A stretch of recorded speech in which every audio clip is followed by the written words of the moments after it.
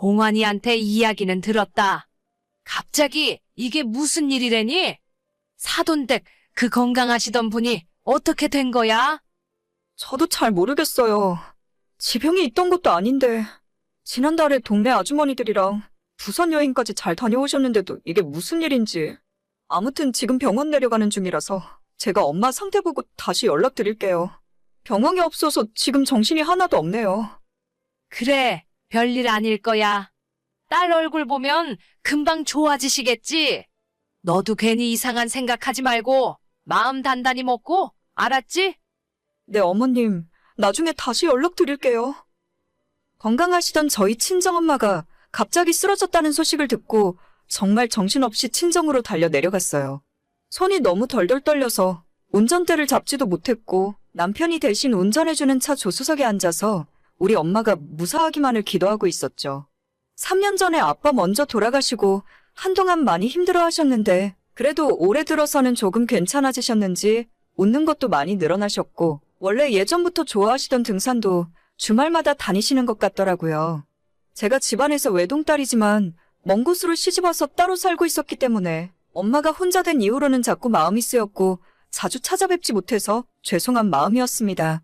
지난달 동네 친구분들이랑 부산 여행 간다고 해서 용돈도 많이 드렸고 재미있게 잘 놀다가 오셨는데 갑자기 쓰러졌다는 연락을 받으니 이게 무슨 일인가 싶더라고요. 혈압이 좀 있으셔서 예전부터 약을 드시긴 했지만 그래도 아직 엄마 나이가 70대 초반이라서 괜찮을 거라 생각했습니다. 하루 2시간 걸리는 병원으로 내려가면서 얼마나 빌고 또 빌었는지 몰라요. 병원에 도착했을 때는 이미 중환자실에 계셨고 급하게 무슨 수술을 해야 한다더라고요. 정신없이 동의서에 사인하고 수술을 했지만 중환자실에서 이틀 후에 돌아가셨어요. 아이고, 그 건강하시던 분이 병원에서는 뭐라고 하니? 급성 심근경색이었대요. 원래 혈압이 있긴 했는데 저는 정말 수술하면 괜찮아지실 줄 알았어요. 그래, 일단 너는 네 정신이나 단단히 챙기고 있어라. 너희 친척들한테도 전화해서 말씀드리고 내가 이딴 네 시아버지 집에 오는 대로 준비해서 내려가마. 네, 어머님. 그나저나 밥은 먹었고? 앞으로 네가 제일 고생해야 하는데 밥 먹고 정신 똑바로 차리고 있어. 네, 알겠어요. 뭐 잘 모르는 거 있으면 동환이한테 물어보고. 걔가 예전에 작은 아버지네 장례 치를 때도 다 경험해봤기 때문에 일이 어떻게 돌아가는지 잘 알고 있을 거다. 너는 정신 없을 테니까 동환이한테 다 맡기고 좀 쉬고 있어. 네, 안 그래도 남편이 다 알아서 해주고 있어요. 그래, 그럼 이따 내려갈 테니까 그때까지 정신 좀 차리고 있어라. 아빠에 이어서 갑자기 엄마까지 돌아가시고 진짜 하늘이 무너지는 기분이 어떤 건지 잘 알게 되더라고요. 아빠 장례식 때는 울다가 지쳐서 실신할 정도였는데 막상 엄마가 돌아가시고 나니 눈물도 잘 안 나오고 정말 제정신을 차리고 있을 수 없었습니다. 너무나도 슬프긴 한데 한번 울기 시작하면 완전 무너져 버릴 것만 같아서 조문 오시는 손님들한테 말도 한마디 더 하고 친구들한테 밝은 모습도 보이면서 잘 버티고 있었죠. 물론 마지막 발인할 때는 정말 기절하기 직전까지 울었지만 그래도 제가 끝까지 정신 똑바로 차리고 있던 덕분에 엄마의 장례식까지 잘 마무리할 수 있었습니다. 나중에 주변에서 독하다 아니면 대단하다는 말이 들리기도 했지만 그런 건 신경 쓰지 않았어요. 아빠 돌아가셨을 때는 엄마가 있었지만 엄마 돌아가셨을 때는 저까지 쓰러져 버리면 안 될 것 같아서 끝까지 참았던 거니까요. 집에 돌아와서 회사에서 줬던 휴가도 다 쓰고 바로 정상적으로 출근하며 지내고 있었습니다.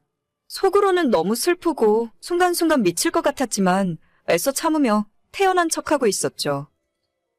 너는 정말 독하고 대단하다. 어떻게 발인하는 날까지 눈물 한 방울 안 흘리고 참고 있을 수가 있니? 저도 안 보이는 곳에서 혼자 울었어요. 다들 너무 걱정해 주셔서 괜히 그 앞에서 눈물 보이기 민망하더라고요. 그랬니? 나는 너가 정말 바늘로 찔러도 피 한 방울 안 나오는 사람인 줄 알았어. 아무튼 이제 다 끝났으니 하는 이야기지만 평소 앓던 지병 같은 것도 없다가 그렇게 가시는 것도 일종의 복이라고 생각해라. 길게 아프고 병치레 하면 산 사람도 고통이고 가족들도 너무 힘든 거야. 네, 무슨 말씀이신지 알아요. 그래, 너는 똑똑한 애니까 내가 하는 말이 어떤 의미인지 알아들을 거다. 아무튼 이제 산 사람은 또 열심히 살아야지. 너희 어머니 혼자 사시던 집이나 주변 정리는 다 끝난 거야? 아직 그대로 있어요. 도저히 건드릴 수가 없어서 그냥 두고 있는데 시간을 두고 천천히 정리하려고요. 뭐 지금 당장은 쉽지는 않겠지. 그런데 뭐 하나만 물어보자. 내 말에 오해는 하지 말고 사돈댁 혼자 사시던 집이 전세니? 아니면 자가였니? 10년째 자가로 살고 계셨죠. 그래? 그 동네 집값이 꽤 비싸던데 대출은 남아있고. 아직 그런 것까지는 자세히 모르겠어요. 이제 곧 내려가서 한번 확인해 보려고요. 그런데 갑자기 그건 왜 물어보시는 거죠? 아니야. 그냥 내가 궁금해서 그러지. 아직 정신 없을 텐데 너한테 이런 거 물어봐서 미안하다. 아무튼 호상이라고 생각해. 시모는 뜬금없이 연락해서 이상한 소리를 제게 하더라고요. 아직 엄마가 돌아가신 충격에서 벗어나지도 못했는데 호상이라느니 살던 집이 어쩌고 저쩌고 대체 저런 소리를 왜 하는 건가 싶었어요. 제가 올해로 결혼 6년 차인데 지금까지 시모와 그리 살갑게 지내진 않았습니다. 평소에 연락도 거의 하지 않았고 어머님도 저한테 할 말이 있으면 남편 통해서 하시던 분이었죠. 그런데 이번에 친정엄마 돌아가셨을 때 남편은 물론 시댁 사람들이 일찍 찾아와서 빈소를 지켜주니 정말 고맙더라고요. 평소엔 무뚝뚝하던 시아버님도 제게 많이 위로를 해주셨고 시어머님도 장례식장에 오는 손님들을 저와 함께 맞이해주고 뒷정리까지 맡아서 해주셨죠. 정말 너무 고마웠고 이게 가족들의 정인가 싶어서 살짝 감동했는데 나중에 이런 연락을 하시니까 조금 어이없고 황당했어요. 그래도 크게 신경 안 쓰고 있었는데 불과 며칠 전에 또다시 연락이 오면서 시모의 시커먼 속내가 모두 드러나고 말았습니다. 지난주에 친정 내려갔다 왔다고 하더니 이제 너희 어머니 유산 정리는 다 끝난 거야? 뭐 어느 정도는 다 끝난 것 같아요. 그래? 잘 됐다. 사돈댁이 혼자 사시던 집이 대출도 하나 없는 자가였다면서? 그 집이 38평이었니? 그 동네 요즘 시세가 7억도 넘더라. 저는 그런 건 잘 모르겠어요. 그 집 팔 거야? 아니면 전세라도 줄 거야? 어차피 너희가 그 동네 가서 살 거 아니잖아. 생각은 아직 안 해봤는데 일단 집에 짐들이 남아있어서 그거 정리되면 생각하려고요. 팔지 마. 내가 알아봤는데 더 오르면 올랐지 떨어질 동네가 아니더라. 그냥 전세 줘. 전세 주고 그 전세금으로 너희들도 이번 기회에 전세 끝내고 집장만 하고. 네, 생각해볼게요. 그리고 혹시나 돈 남으면 나한테 1억만 빌려줄 수 있어? 우리가 이번에 상가를 하나 살까 하는데 현금이 좀 부족해서 말이야. 너한테 이자까지 톡톡히 쳐서 갚을게. 돈이요? 어머님, 듣자 하니 진짜 너무 하시는 것 같아요. 지금까지는 가만히 참고 있었는데 저희 엄마 집은 제가 알아서 할게요. 전세를 놓던 팔아먹던 들어가서 살던 제가 알아서 할 테니까 신경 쓰지 마세요.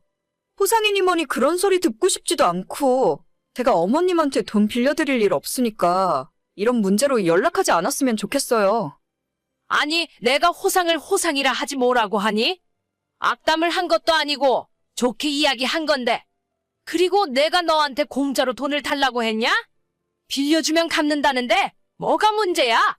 너는 형제도 없이 그 많은 유산 받아서 너 혼자 다 쓸 거야? 장례식 때 내가 니를 얼마나 도와줬는데. 결국엔 이 소리 하시려고 그러셨나요? 어쩐지 지금까지 저한테 관심도 없던 어머님이 너무 잘해주신다 싶었어요. 그때 와서 3일 동안 일하셨던 거 일당 쳐서 보내드릴 테니까 계좌번호 남겨주세요. 그러면 계산 끝이니까 앞으로 저한테 돈 이야기 할 생각 하지도 마셨으면 좋겠네요. 너 진짜 가족끼리 1억이냐? 가족은 무슨 놈의 가족입니까? 진짜 저런 사람들한테 순간적으로나마 좋은 마음이 들었던 제가 바보 같네요. 힘들 때 도와주길래 방심했는데 역시는 역시였습니다. 나중에 남편에게 시모와 나눴던 이야기를 보여주면서 당신 엄마가 돈 달라고 하는데 어떻게 생각하냐고 했더니 절대 줄 생각하지도 말라네요. 남편은 사남매 중에 막내 아들인데 옛날부터 시댁과 살짝 거리를 두고 있었어요. 저희 친정부모님에게 받은 유산을 어떻게 하든지 자기는 신경 전혀 안 쓸 테니까 천천히 저보고 알아서 하라네요. 지금은 그 집에 남아있는 엄마의 물건들을 처분하기가 힘들어서 당분간 그대로 둘 생각이에요. 조금 괜찮아지면 짐을 다 빼고 새를 놓을 겁니다. 시모 말대로 저희가 결혼하고 지금까지 집 없이 전세로 살고 있기 때문에 그 돈을 저희 집 사는데 보탤지 어떻게 해야 할지 남편이랑 차차 상의하려고요. 이제 진짜 우리 가족이라고 할 사람은 남편과 우리 딸 하나가 전부인 것 같아요. 이번에 친정엄마 장례식 도와주는 걸 보면서 아무리 사이 안 좋던 시부모라도 역시 가족은 가족이구나 싶었었는데 그 마음이 완전 틀렸습니다. 다른 사람들 전혀 신경 안 쓰고 우리 세 식구만 생각할 거예요. 하다하다 시부모가 사돈 집 유산까지 노릴 줄은 꿈에도 몰랐네요.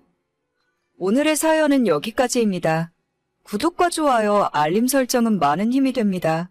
다들 행복하시고 좋은 하루 되세요.